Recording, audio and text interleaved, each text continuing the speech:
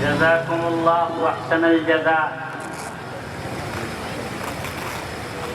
حضرات سامعین، ہم سب کا یہ عقیدہ ہے اور ہمارا یہ ایمان ہے کہ ہم تک قرآن و حدیث کا جو علم پہنچا ہے وہ حضرات صحابہ کرام کے واسطے سے آیا ہے، اور حضرات صحابہ کرام کی جماعت وہ مقدس جماعت ہے کہ جس نے نبی اکرم صلی اللہ تعالی علیہ وسلم سے علم کو سیکھ کر عملی پیرائے میں ڈھل کر آپ علیہ الصلاۃ والسلام کے تمام تر نقوش کو امت تک منتقل فرمایا ہے، اور یہی صحابہ کرام کی جماعت ہے کہ یہ ہمارے لیے معیار کہلاتی ہے۔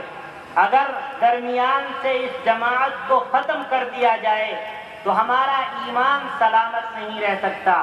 تو آج ہمارے درمیان صحابہ کرام کا تعلیم میں کردار کے حوالے سے دارالعلوم دیوبند کے موقر استاد ہمارے مشفق و محسن حضرت اقدس حضرت مولانا خضر محمد صاحب کشمیری دامت برکاتہم اس اہم موضوع پر خطاب فرمائیں گے۔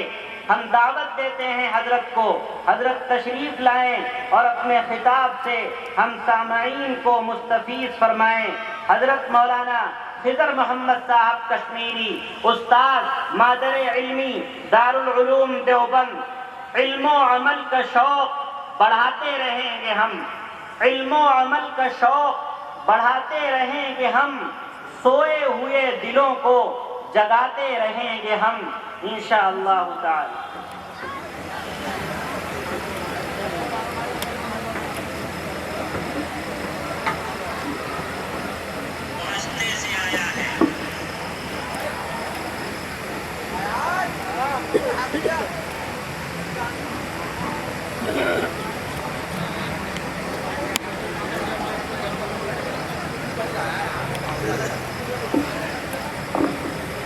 نحمده ونستعينه ونستغفره ونؤمن به ونتوكل عليه ونعوذ بالله من شرور أنفسنا ومن سيئات أعمالنا من يهده الله فلا مضل له ومن يضلله فلا هادي له ونشهد أن لا إله إلا الله وحده لا شريك له ونشهد أن سيدنا ومولانا وحبيبنا وسندنا محمدا عبده ورسوله صلى الله تعالى عليه وعلى آله وأصحابه وأزواجه وذرياته وسلم تسليما كثيرا كثيرا أما بعد فأعوذ بالله من الشيطان الرجيم بسم الله الرحمن الرحيم يا أيها الناس إني رسول الله إليكم جميعا صدق الله العلي العظيم۔ بزرگان محترم، معزز علماء کرام، جوانان ملت، پہلی بات تو یہ ہے کہ مفتی محمد ارباب صاحب نے فرمایا کہ 15 سے 20 منٹ کے درمیان فارغ کرنا ہے۔ دوسری بات یہ ہے کہ انہوں نے مجھ سے کہا کہ تابعین کے دور میں اس تعلیم و تعلم یعنی دینی تعلیم کا کیا کردار اور کیا طریقہ تھا، اس پر بولنا ہے۔ تو میرے بھائیوں، ویسے تو بات مختصر سی بھی بسا اوقات کارگر ہوتی ہے۔ شاعر کہتا ہے کہ پھول کی پتی سے کٹ سکتا ہے ہیرے کا جگر، مرد ناداں پر کلام و نرم و نازک بے اثر۔ ہم نے یہ شعر بچپن میں سنا تھا، لیکن باقاعدہ اس کے حوالے سے کوئی تجربہ نہیں تھا۔ کئی سال پہلے سورت جانا ہوا تو وہاں یہ فیکٹریاں بہت ہیں ہیرے کی، تو انہوں نے کہا واقعی بعض ہیرے ایسے ہوتے ہیں جنہیں پھول کی پتی سے ہی کاٹا جاتا ہے، اور یہ باقی حدیث میں بھی ہمیں ملتا ہے۔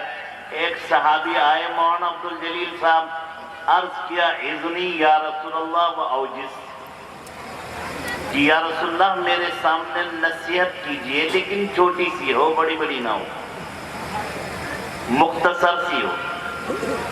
آپ کھڑے ہوئے، آپ نے فرمایا لا تغضبن ولک الجنہ، اور بیٹھ گئے۔ یہ آپ کی سب سے مختصر تقریر ہے کہ دیکھو بھائی کبھی غصہ مت کرنا، اگر نہیں کرو گے غصہ تو تمہیں جنت ملے گی۔ تو یہ سب سے مختصر تقریر ہے، اس تقریر کے بعد آپ بیٹھ گئے۔ روایت میں آتا ہے کہ اللہ کا بندہ اتنا ٹھنڈا ہو گیا کسی کے سامنے ذرا سی بھی کوئی بات نہیں کہتا تھا، چونکہ آپ صلی اللہ علیہ وسلم امت کے ڈاکٹر اور حکیم بھی تھے، مرض کو پہچانتے تھے۔ وہ تاڑ گئے تھے کہ یہ بندہ بڑا غصیلا ہے، ہر وقت ناک پر غصہ رہتا ہے، اس لیے اسے وہی ٹیبلٹ دی، وہی غصے کی والی نصیحت کی کہ کبھی غصہ مت کرنا۔ تو کئی دفعہ بات اگر تھوڑی سی ہو تو وہ بھی کارگر ہوتی ہے۔ میرے بھائیوں، میں نے جو آیت پڑھی ہے تمہید کے اندر اگر ہم چلے گئے تو بہت دیر ہو جائے گی اور 15 منٹ جلدی سے ختم ہو جائیں گے۔ حضور صلی اللہ علیہ وسلم کائناتی نبی ہیں، باقی تمام نبی جو ہیں وہ زمانی اور مکانی نبی ہیں۔ اسے سمجھنے کی ضرورت ہے، یہاں چونکہ بہت سے علماء بھی ہیں۔ زمانی اور مکانی نبی کا مطلب ہوتا ہے کہ خاص زمانے کے لیے وہ نبی بن کر آئے اور چلے گئے، اور مکانی کا نبی کا مطلب یہ ہوتا ہے کہ ایک خاص جگہ کے لیے آئے، مثلاً فلسطین کے لیے، لبنان کے لیے، شام کے لیے، اردن کے لیے، اور چلے گئے۔ لیکن کائناتی نبی اس نبی کو کہتے ہیں جو ساری خلقت کے لیے، جن و انس کے لیے آیا ہو۔ کس کے لیے آیا ہو؟ جن و انس کے لیے آیا ہو، ساری کائنات کے لیے آیا ہو، ساری فطرات کے لیے آیا ہو، حتیٰ کہ چرند پرند درختوں کے لیے بھی ہو۔ یہی وجہ ہے کہ مجموع الزوائد میں ایک روایت ہے کہ حضور صلی اللہ علیہ وسلم کے سامنے ایک دیہاتی ایک مری ہوئی گوہ لاتا ہے، اور مری ہوئی گوہ کے بارے میں کہتا ہے محمد اگر اس نے تیرا کلمہ پڑھا تو میں مسلمان ہو جاؤں گا۔ آپ نے اس گوہ کو خطاب کیا قم باذن اللہ، اللہ کے حکم سے کھڑی ہو جا۔ وہ کھڑی ہو گئی پھڑپڑاتی ہوئی۔ آپ نے 3 سوال کیے۔ پہلا سوال کیا کہ مر رب کا، تیرا رب کون ہے؟ اس نے کہا ربی اللہ، میرا رب اللہ ہے۔ دوسرا سوال کیا کہ لمن تسبح، کس کی عبادت کرتی ہو؟ اس نے کہا من یسبح لہ السماوات والارض، آسمان و زمین جس کی عبادت کرتے ہیں میں بھی اسی کی عبادت کرتا ہوں۔ تیسرا سوال کہ من انا، میں کون ہوں؟ فرمایا انت رسول رب العالمین ورحمۃ للعالمین وخاتم النبی۔ 3 باتیں کہی کہ آپ ساری کائنات اور سارے عالموں کے لیے نبی بنائے گئے۔ ظاہر ہے جب کائناتی نبی ہے، قیامت تک کے لیے ہے، تو لہذا معجزہ ایسا ہونا چاہیے جو قیامت تک چلنے والا ہو۔ ہر نبی کے ساتھ اس کا معجزہ چلا جاتا ہے، اور یہ یاد رکھو ہر امت میں اس کے نبی کی صفات ہوتی ہیں۔ ٹائم مولانا عبد الجلیل بہت تھوڑا ہے، لیکن موسیٰ علیہ السلام کا معجزہ یہ تھا کہ وہ اشیاء کی ماہیت کو تبدیل دیتے تھے۔ آج جہاں کہیں بھی یہودی ہے وہ دنیا کی ماہیت اور حقیقت کو بدلنے پر تلے ہوئے، تو قوم میں بھی وہ مزاج ہوتا ہے۔ عیسیٰ علیہ السلام کا معجزہ یہ تھا کہ آنکھوں پر ہاتھ پھیری، نابینا ہے تو بینا، بیمار ہے تو شفا یاب۔ آج جہاں کہیں بھی عیسائی دنیا ہے، ڈسپنسریاں، ہسپتال اور دواؤں کے امراض کے لیے بے پناہ کوشاں رہتے ہیں۔ ہمارے نبی کا بھی ایک طرح امتیاز ہے، کتابیں لکھی گئی کہ 360 معجزات تھے، لیکن ان میں سارے معجزات ہر نبی کے ساتھ رواں ہو جاتے ہیں اس کی وفات پاتے ہی، مگر یہ نبی چونکہ کائناتی اور قیامت تک کے لیے تھا، اس لیے ایک معجزہ اس کا برقرار رہا، وہ ہے علمی معجزہ۔ کون سا معجزہ؟ مولانا عبدالغفور صاحب، وہ ہے علمی معجزہ، وہ ہے علمی معجزہ۔ اس لیے آپ پر جو قرآن کریم نازل ہوا ہے اس کے 2 ذاتی نام ہیں اور 55 صفاتی نام ہیں۔ قرآن کے صفاتی ناموں میں ذکر بھی ہے، روح بھی ہے، فرقان بھی ہے، لیکن ذاتی نام 2 ہی ہیں۔ وہ ایک ہی آیت میں اتفاق سے إِنَّهُ لَقُرْآنٌ كَرِيمٌ فِي كِتَابٍ مَّكْنُونٍ لَا يَمَسُّهُ إِلَّا الْمُطَهَّرُونَ۔ ایک نام ہے قرآن، دوسرا نام ہے کتاب۔ یہاں مولوی بہت سارے ہیں، عربی پڑھے ہوئے ہیں، جانتے ہیں قرآن بھی مصدر، کتاب بھی مصدر۔ مصدر کا اطلاق مبالغے کے لیے ہوتا ہے، یہ بتلانا ہے قرآن کے معنی پڑھنے کے ہیں، اور پڑھنے کا مطلب یہ ہے کہ یہ قرآن اتنا پڑھا جائے گا، اتنا پڑھا جاتا ہے، اتنا پڑھا گیا۔ آسمان کی دوسری کوئی کتاب اور دنیا کی کوئی اتنی کتاب پڑھی نہیں گئی۔ دوسرا نام اس کا ہے کتاب۔ کتاب کے معنی لکھنے کے آتے ہیں۔ اس میں اس بات کی طرف اشارہ ہے یہ قرآن کریم اتنا لکھا گیا، اتنا لکھا جائے گا، اتنا لکھا جاتا ہے، دوسری کوئی کتاب اس کے مقابلے میں انجیل ہو، توریت ہو، زبور ہو، کوئی اور صحف ہو، ان کو اس کی مقدار میں لکھا نہیں گیا۔ تو اس لیے آپ کو یہ معجزہ دیا گیا کہ قرآن، ہر نبی کا میں نے بتایا ایک مزاج، قوم کا بھی وہی مزاج ہے۔ حضرت آدم کو بھیجا گیا تھا علم مسمیات کے لیے کہ چیزوں کے نام کرا دو، یاد جلالین میں پڑھ چکے ہیں آپ۔ حضرت نوح علیہ السلام کو ماہیات مسمات کے لیے بھیجا گیا، یعنی اسماء اور ناموں کی حقیقت کیا ہے اس لیے۔ پھر اس کے بعد انبیاء علیہ السلام کو بھیجا گیا۔ ڈاکٹری کے زمانے میں جب عروج تھا، حضرت داؤد، حضرت سلیمان کو اسی زمانے میں بھیجا گیا۔ جادو بھی اسی زمانے میں بہت زیادہ تھا، اس لیے جب وہ کسی درخت کے پاس بیٹھتے تھے، پودے کے پاس بیٹھتے تھے، وہ پودا ان سے بولتا تھا کہ ہمیں اس کام کے لیے پیدا کیا گیا ہے، ہمیں دوا کے طور پر استعمال کرو۔ اسی زمانے میں افلاطون تھا، بڑا تیسمار خان تھا، اس کے علاج کے لیے اور دماغ کو درست کرنے کے لیے اللہ نے یہ صفت دے کر کے ان کو بھیجا۔ موسیٰ عیسیٰ علیہ السلام کو علم شریعت لے کر کے بھیجا تھا۔ مولانا عبدالجلیل محمد عربی صلی اللہ علیہ وسلم کو علم شریعت بیان کرنے کے لیے بھیجا گیا۔ کیا بولا؟ علم شریعت، شریعت کی علت کو بیان کرنے کے لیے بھیجا گیا ہے، اور شریعت کی علت وہی طبقہ بیان کر سکتا ہے جن کے پاس انتہائی اعلیٰ درجے کا علم ہو۔ تو اس لیے بھائی اس امت کے مزاج میں علم ہے، فضل ہے، کمال ہے۔ یہی وجہ ہے کہ محمد عربی نے فرمایا کہ میری 6 خصوصیتیں ہیں، ان میں سے ایک یہ بھی ہے کہ مجھ کو اولین اور آخرین کا علم دیا گیا۔ پھر صحابہ کرام کے دور میں علمان و نفیس، ہر ایک صحابی لوہا لاٹ، کلو محدود۔ اصحابی کن نجوم، میرے صحابہ ستاروں کے معنی، بِأَيِّهِمْ اقتدیتم فاقتدیتم، جس کی اتباع کرو گے کامیاب ہو جاؤ گے۔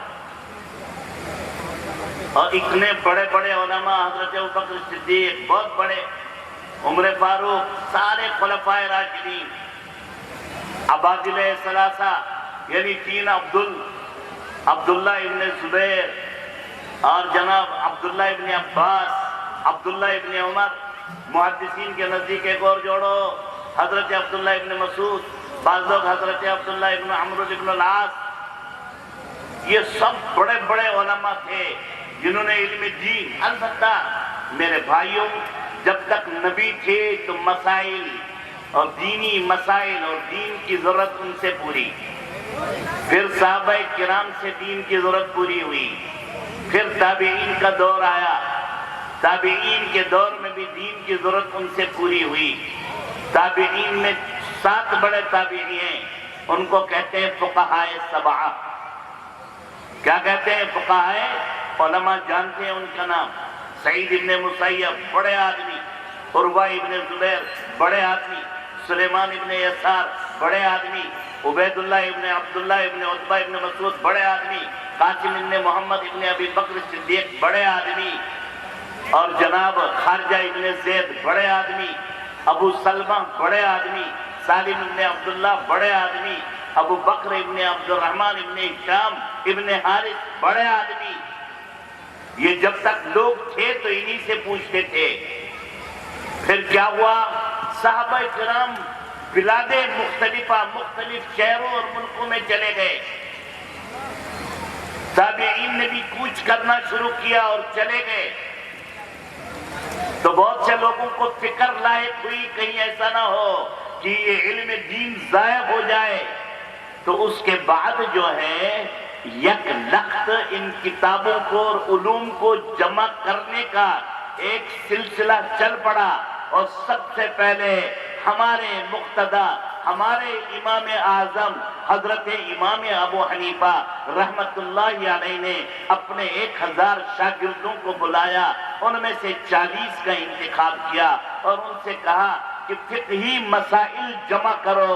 وہ 40 آدمی 3 دن تک ایک ایک مسئلے کو قرآن و حدیث سے نکالتے تھے، پھر 3 دن کے بعد حضرت امام ابو حنیفہ کو دکھاتے تھے، جب صاد کہتے تھے اور پھر اس کے بعد کہا جاتا تھا اب اس کو لکھو۔ بقول امام مالک انہوں نے اپنے دور میں 60,000 مسائل لکھوائے تھے، بقول حضرت ابو بکر ابن عتیق 5 لاکھ مسائل مرتب کروائے تھے، بقول خوارزمی 5 لاکھ مسائل مرتب کروائے تھے 38,000 عبادات میں اور باقی معاملات کے سلسلے میں۔ یہ قربانیاں ہیں۔ اب اس کے بعد بھی ایک دور چلا کہ ایک مدرس یہاں بیٹھا ہوا ہے، ایک اغوان پور میں بیٹھا ہے، اب طالب علم برسات میں جا رہا ہے ہچ کھولے کھاتے ہوئے، اور اب سے 200 سال پہلے تک ایسا ہی تھا، کبھی یہاں جا رہے کبھی وہاں جا رہے برسات میں، کبھی بیچاروں کو جان بچانے کے لیے اپنا پیشاب پینا پڑا، ایسے ایسے محدث ہیں، کبھی 5 دن تک بھوکے رہے، کبھی 4 دن تک بھوکے رہے۔ امام احمد ابن حنبل نے اونٹوں کے اڈے میں مزدوری کی رات میں اور دن میں تعلیم حاصل کرتے تھے۔ مبسوط امام محمد نے لکھی، اور ایک لکھی ہے شمس الائمہ سرخسی نے، شاید یہاں کے شمسی انہی کی طرف منسوب کر کے اپنے آپ کو شمسی لکھتے ہیں۔ شمس الائمہ سرخسی حاکم وقت ان سے ناراض ہوا، اور اس زمانے میں جیل جو تھی وہ کنواں ہوتا تھا جس میں پانی نہ ہو، تو شمس الائمہ سرخسی کو اسی کنویں میں ڈال دیا گیا۔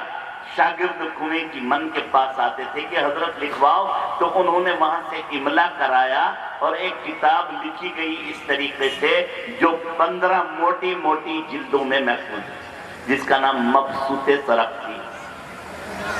ایسی محنتیں کی گئی۔ پھر اللہ بخشے حضرت مولانا قاسم نانوتوی رحمت اللہ علیہ کو، اور بخشے حضرت مولانا منت اللہ رحمانی کو، اور بخشے جناب مسلم علی گڑھ یونیورسٹی کے بانی پروفیسر کو۔ ان تینوں بزرگوں نے، اب یہ تینوں ساتھی ہیں، تینوں نے اپنے اپنے مشن کے مطابق اداروں کو قائم کرنے کی داغ بیل ڈالی۔ سر سید صاحب نے کہا کہ میں ایسا ادارہ قائم کروں گا جس سے مسلم بچوں کو روزگار ملے گا۔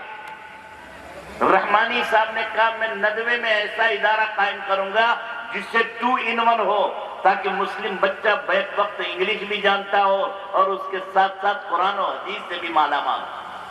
مولانا قاسم نانوتوی رحمت اللہ علیہ نے فرمایا ہندوستان کے اندر بے کیفی اور بے چینی ہو رہی ہے گی، اور اس میں جو ہے وہ انگریزوں کی طرف سے بڑی یلغار ہے، اور سب سے زیادہ یورش اور یلغار ان کے ایمان پر ہے۔ ایمان کی حفاظت کے لیے سب سے بڑا قلعہ جو ہے وہ مدرسہ ہوگا، اس لیے میں دارالعلوم دیوبند قائم کروں گا۔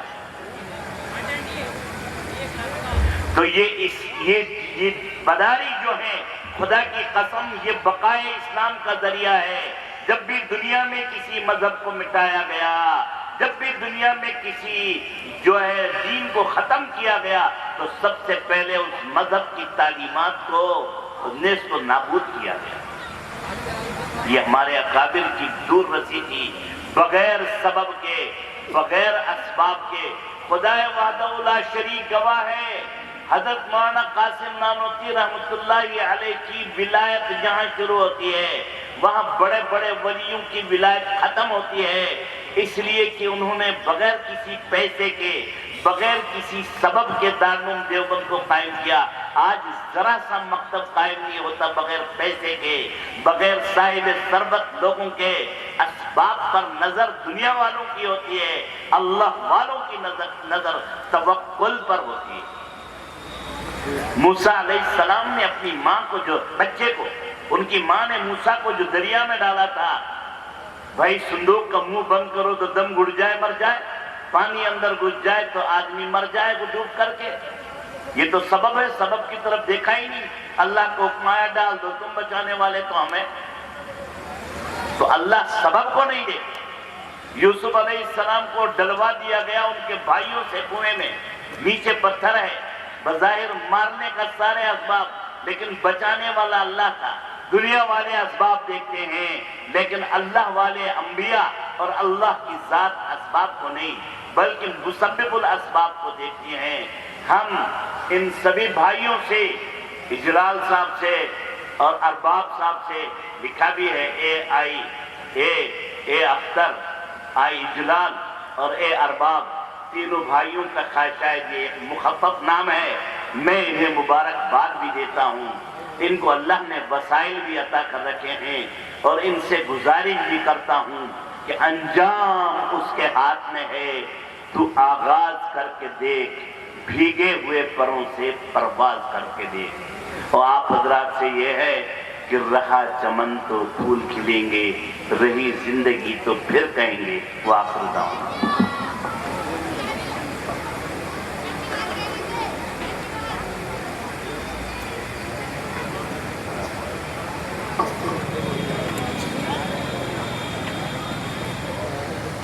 اسلام کی فطرت میں قدرت نے لچک دی ہے، اسلام کی فطرت